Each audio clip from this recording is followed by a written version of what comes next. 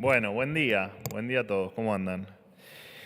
Bueno, en primer lugar, les quería hablar del índice de inflación mayorista de agosto, que según el INDEC fue del 2,1%. Por supuesto que para nosotros es siempre relevante el índice de inflación mayorista porque lo que hace es anticipar lo que viene en materia de inflación minorista, que es la que básicamente todos conocemos a mitad de cada mes.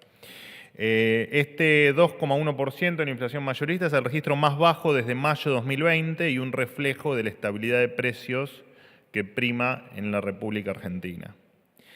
A modo de recordatorio, el 10 de diciembre del 2023 la inflación mayorista fue del 54%, que cuando uno hace el cálculo bien hecho, anualizado, implicaba en aquel momento estar viajando una inflación anual del 17.000%. Esto para tener un marco de referencia, la inflación mayorista en diciembre era 25 veces la que es hoy. Y cuando uno compara mismos periodos, agosto 2023 versus agosto 2024, incluso en agosto 2023 la inflación mayorista era del 18,7%, 9 veces más de la que conocimos en agosto de este año.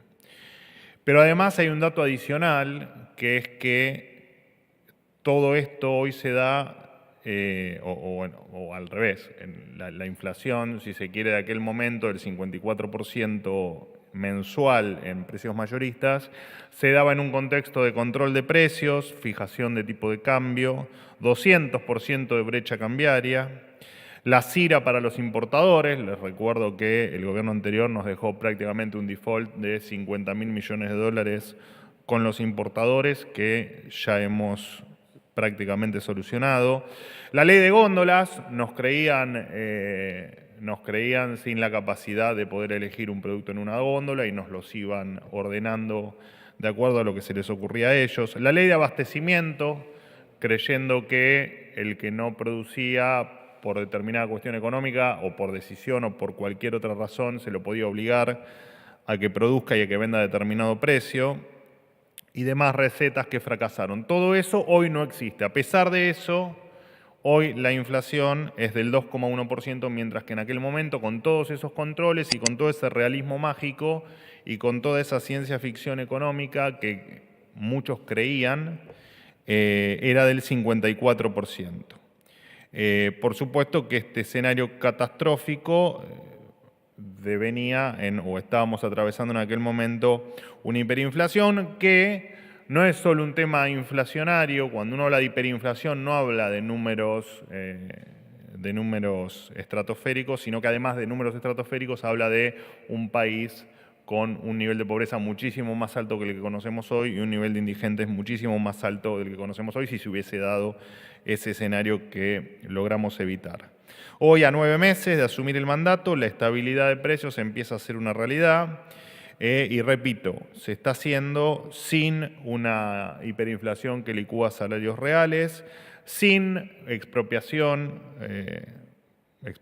como ustedes han conocido, por ejemplo, el plan Bonex, sin control de precios, como ya dije, y sin una brecha enorme que marcaba una gran distorsión en el mercado cambiario.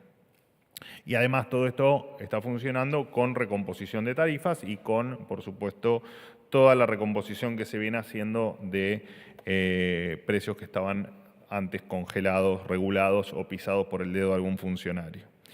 De hecho, ya lo hemos dicho, fruto de esto, en los últimos 3 meses los salarios le vienen ganando a la inflación y además en agosto hubo un récord de créditos de financiamiento para pymes y además también la línea de créditos hipotecarios. Además, lo hemos hecho varias veces, pero se siguen anunciando inversiones. Renault anunció ayer una inversión de 350 millones de dólares y de hecho la semana pasada incluso yo contaba el anuncio de Stellantis con su plan de inversión de 385 millones de dólares.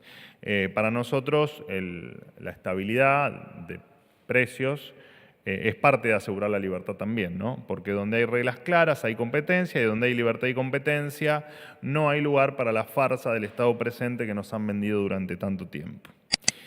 En otro orden de cosas, y por supuesto felicitaciones al ministro Luis Caputo, a todo su equipo por la titánica tarea que vienen realizando para sacarnos del desastre que en materia inflacionaria nos han dejado inmersos el 10 de diciembre. En otro orden de cosas, el Ministerio de Justicia de la Nación, al mando de Mariano Cunio Libarona, habilitó la inscripción inicial de automotores y motos 0 kilómetro en cualquier registro seccional del país, independientemente de la jurisdicción a la que pertenezca el usuario, quien adquiere la unidad. Esto significa, en términos sencillos, que los argentinos van a tener la libertad de elegir dónde inscribir su vehículo, propiciando, por supuesto, que se termine un negocio que beneficiaba solamente a la política, y ahora tendrán que competir entre los registros para ver cómo atraen más clientes. Por supuesto, todo esto tendiente a que los trámites sean cada vez más baratos y más cómodos de realizar. Bueno, para todos los que alguna vez han hecho un trámite de estas características saben lo engorroso que era este tipo de tareas cuando uno las llevaba adelante. Y por último, recordarle a la ciudadanía, especialmente a los diputados, que el proyecto de presupuesto 2025 se encuentra disponible en la página web de la Cámara de Diputados para que quien guste tomarse el trabajo, poder leerlo, analizarlo, sacar sus conclusiones y en tal caso prepararse para el debate que se viene.